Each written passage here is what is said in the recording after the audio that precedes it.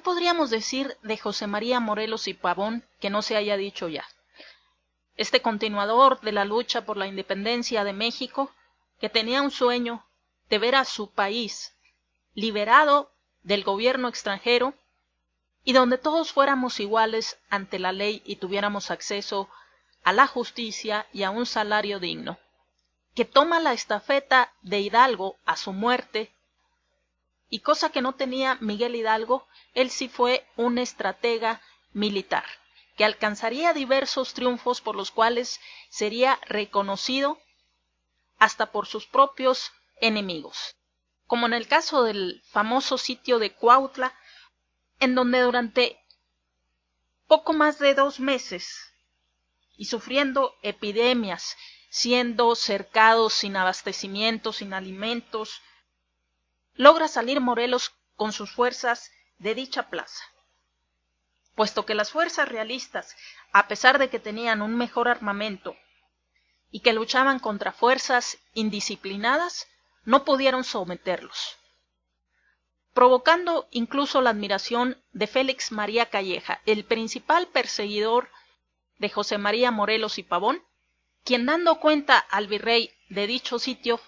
Calleja informaría lo siguiente: si la constancia de los defensores de Cuautla fuese dirigida a causa justa, merecerían algún día un lugar distinguido en la historia. Claro que Calleja era un militar español que llegaría incluso a ser virrey de la Nueva España, y él estaba defendiendo a España y por retener a la colonia, a la principal colonia que tenía España en este continente de América, que era la Nueva España. Se entienden sus palabras, pero por supuesto que la causa que defendía Morelos era justa: quitarse el yugo de un gobierno tiránico extranjero, el querer que los mexicanos asumieran el poder, que todos fuéramos considerados iguales, y por lo tanto, claro que había una causa justa y claro que merece ese lugar distinguido que tiene en la historia de México. Así que esta frase, dicha en un español que estaba luchando contra ese hombre, pues es un halago, porque es un reconocimiento de su valentía y el de sus hombres, y hasta se expresa cierta admiración por lo que mencionábamos de que eran tropas indisciplinadas, que no tenían una carrera militar y que sin embargo, con el corazón y coraje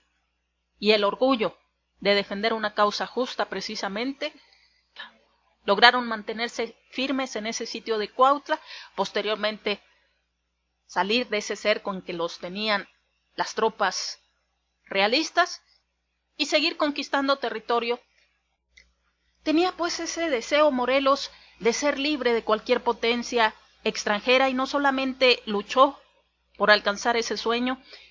sino además también lo quería ver plasmado en las leyes. Quería una constitución para esta nueva nación que surgía a la vida independiente, y para ello se concentró el Congreso de Anáhuac, con el objetivo de darnos una constitución que nos regulara, posteriormente también llamado Congreso de Chilpancingo, y previamente al Acta de Independencia de la América Septentrional, como se le llamó, y de la primera Constitución del México independiente, la Constitución de Apatzingán de 1814,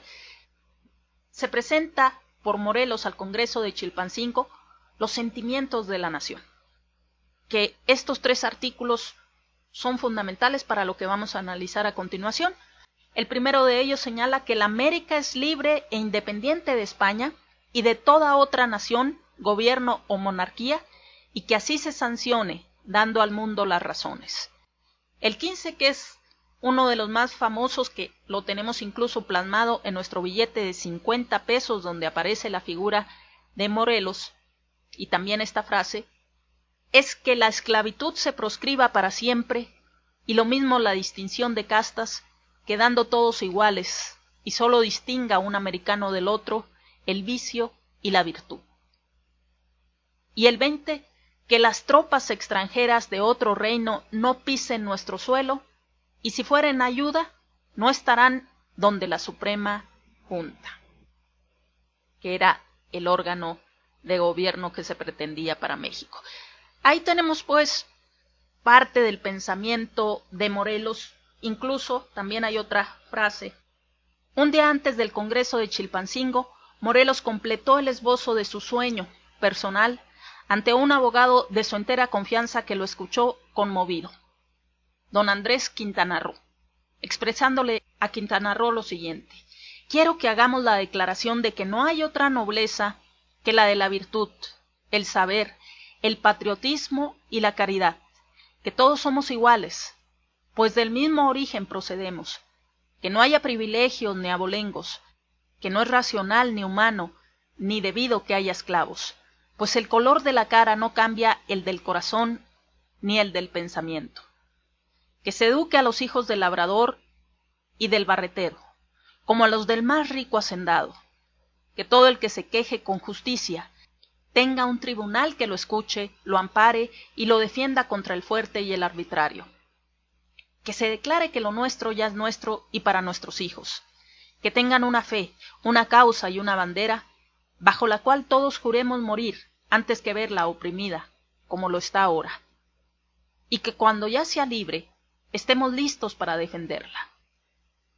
Este fue pues el pensamiento de Morelos, que posteriormente se plasmó ya en una forma más correcta,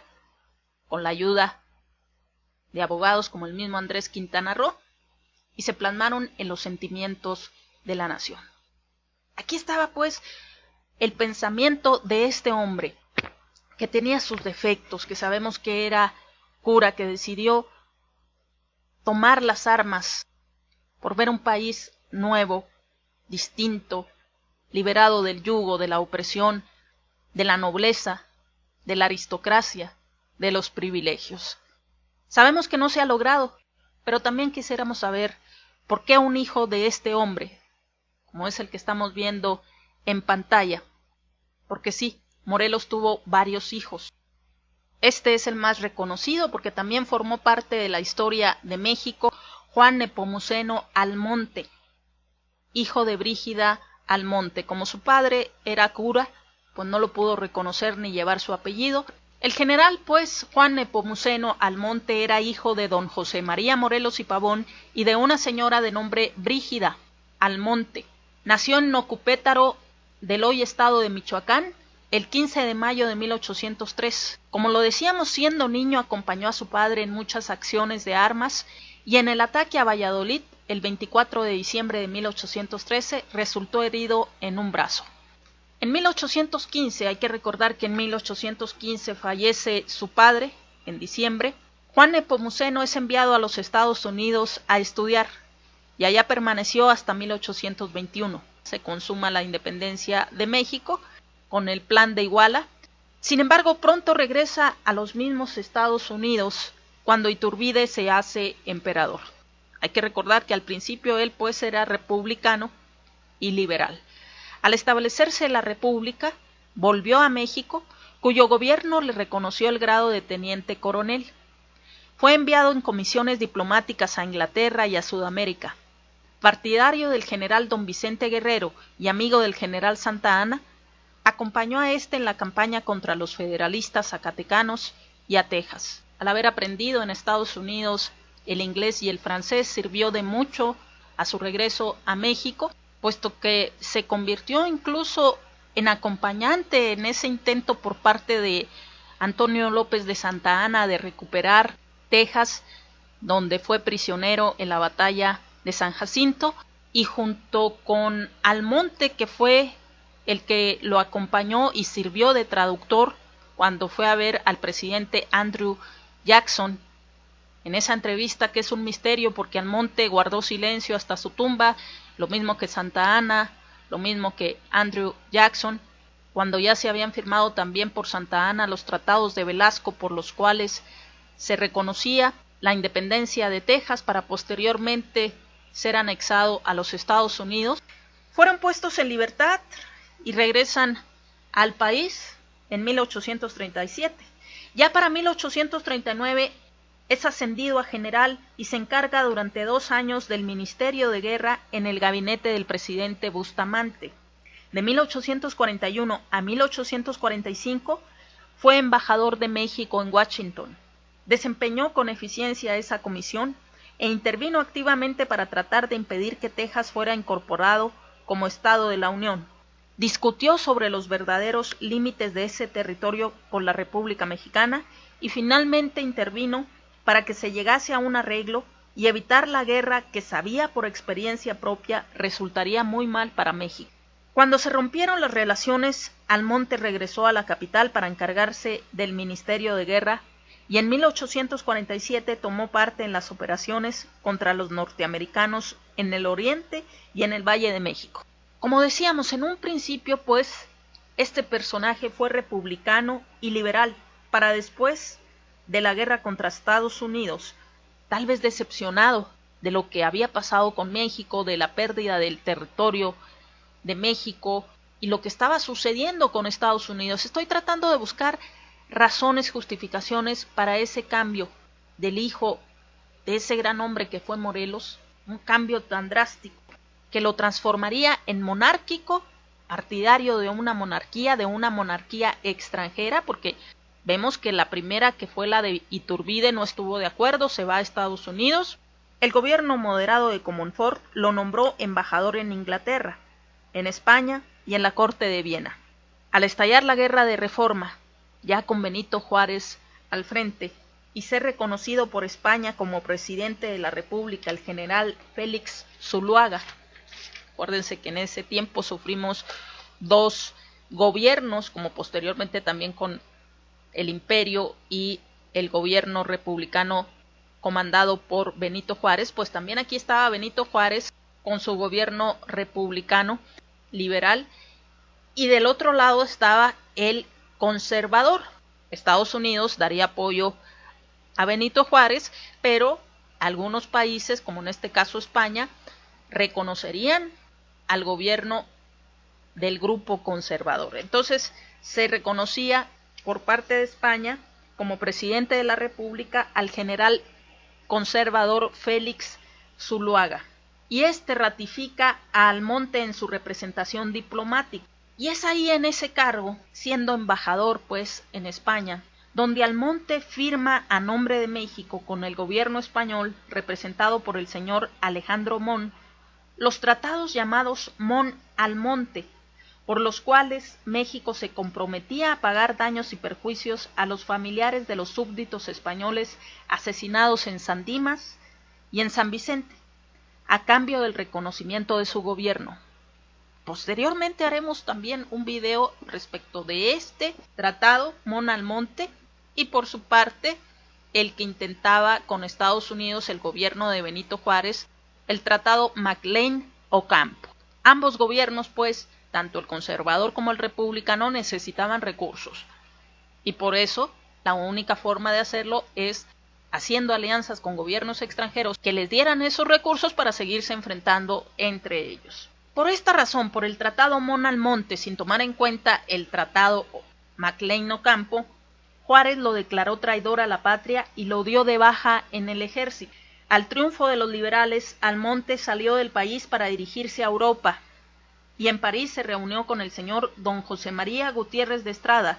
y otros relevantes conservadores que se ocupaban en negociar el establecimiento de una monarquía en México. Concurrió ante los gobiernos de Francia y España para intrigar a efecto de que estos países intervinieran en los asuntos de México.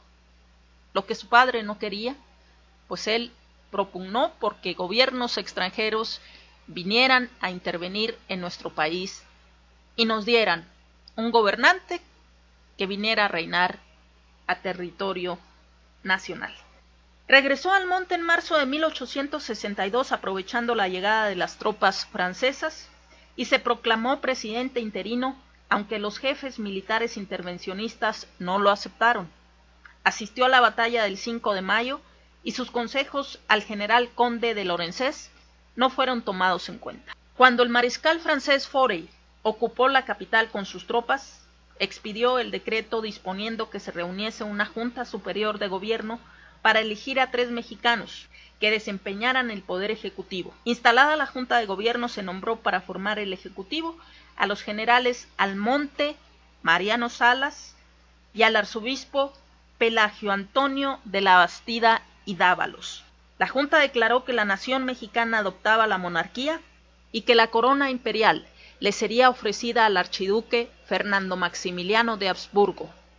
Desde ese día, que era el 10 de junio de 1863,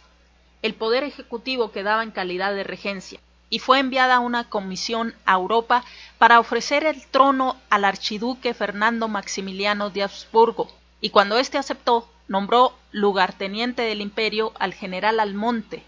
quien desempeñó el gobierno del 20 de mayo al 12 de junio de 1864,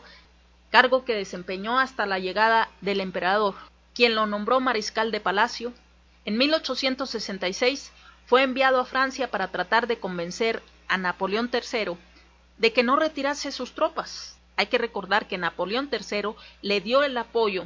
militar y financiero a Maximiliano de Habsburgo para que viniera a poner su imperio. Sin embargo, posteriormente le retiró ese apoyo. Fue una de las causas por las que Carlota también se fue a Europa a solicitar que se cumpliera con la palabra y se siguiera recibiendo el apoyo de las tropas francesas en México para mantener en el gobierno a su marido. Lo mismo hizo como representación diplomática Juan Nepomuceno, porque a lo mejor él pensaba que, dado que desde la independencia parece que los mexicanos no supimos gobernarnos porque estuvimos constantemente en lucha, y entonces a lo mejor él,